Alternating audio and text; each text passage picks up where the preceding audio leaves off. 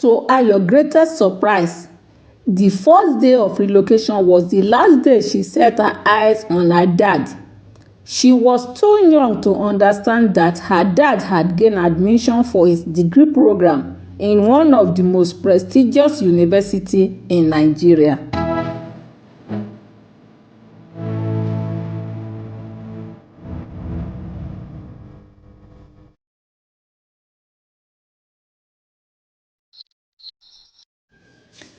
In this new school where Ayo was registered, the pupils in primary one were clustered together in a class due to lack of space in the school building.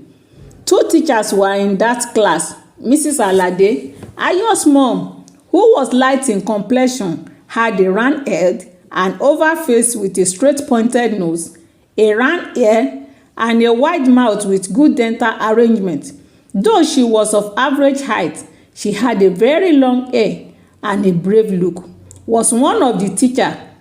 Miss Joy, a tall, slender, soft-talking lady who was dark in complexion with a round face, also had an oval head, straight pointed nose with a round ear, and a very long hair like Mrs. Alao, was the second teacher, and she was always well dressed.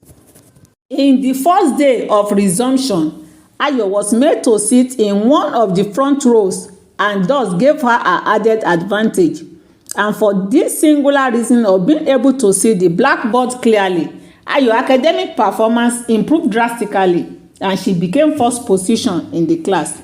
She was very happy to show her result to her dad, that always showed great concern about her academic performance. By second term, the school was divided into two classes because the church within the school premises released their building as temporary classroom for the school. After the class division, Ayo was placed in Miss Joy class, but Ayo expected her mom to influence the division of the class so she will be in her class, which she didn't do. Ayo's dad was not happy with the idea when she heard of it too. But something happened on one fateful afternoon after the closing hour. On the way home on that fateful day, Ayo's mom called her and said, "Remind me what I wanted to do when we got home after supper." Ayo replied, "Okay, ma." But Ayo observed her mom was holding a folded blackboard in her hand, but she could not put anything together concerning it. After the meal, Ayo saw her mom unfolding the blackboard, hung it on the wall, and started writing numerics on it. What she wrote on the board was number 1 to 5. Immediately she finished writing, she beckoned to Ayo, who sat in a corner looking at her, then told her to start reading the numeric. But to her greatest surprise, Ayo could recite numeric number from 1 to 20 without making a mistake. So her mom was very happy when she noticed the way she was reading it boldly. She folded the blackboard and said, "Go and play." That marked the end of Ayo's mom teaching her. Ayo was surprised when she observed her mom never taught her anything again. One fateful afternoon, Ayo's mom came to her class to have a long discussion with Miss Joy. Their discussion lasted for more than an hour, such that the class became noisy as two teachers were busy with their discussion. So without the teacher's consent, Ayo, in the company of two boys and two girls, left the classroom to pluck some unripe mangoes at the mango tree beside the school gate. As they were busy plucking some of the unripe mangoes, an elderly man that was passing saw them and told them to get back into their class and stop wasting the unripe mangoes, since the mangoes were not good for eating. They left the mango tree and sat beside the classroom eating the unripe mangoes which they have succeeded in plucking. But as the man was coming back on his way, he met the 5 of them outside the class where they were eating the unripe mangoes when every other people were in their classes. He commanded them to get into their class and at the same time followed them from behind. On entering the class, It was Ayo's mom, Mrs. Alade, that saw them entering the class and asked quizzically, "Where are you coming from?" They all responded at once, "From outside, ma." Ayo's mom retorted, "But you were just entering the class when everyone was seated."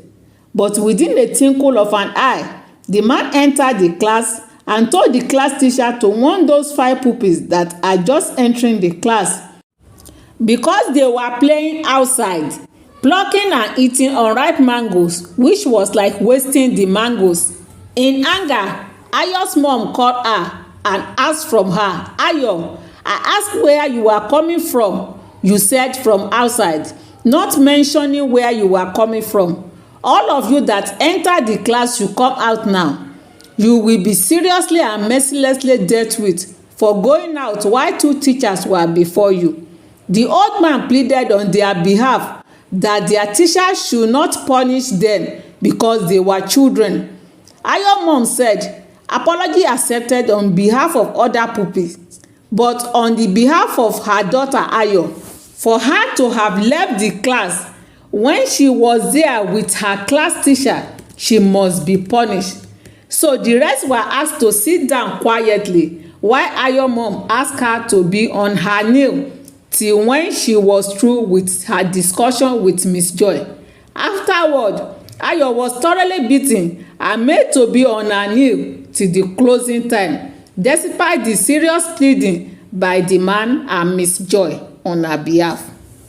Don't forget to subscribe, like, share, and comment. Few hours after closing, 3 women came to their house and Ayo's mom took them outside, and all Ayo could hear was her mom discussing with them.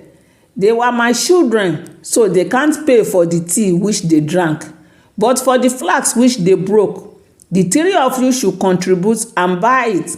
One of them retorted, "His father was not around, so I will not be able to pay for the flax now."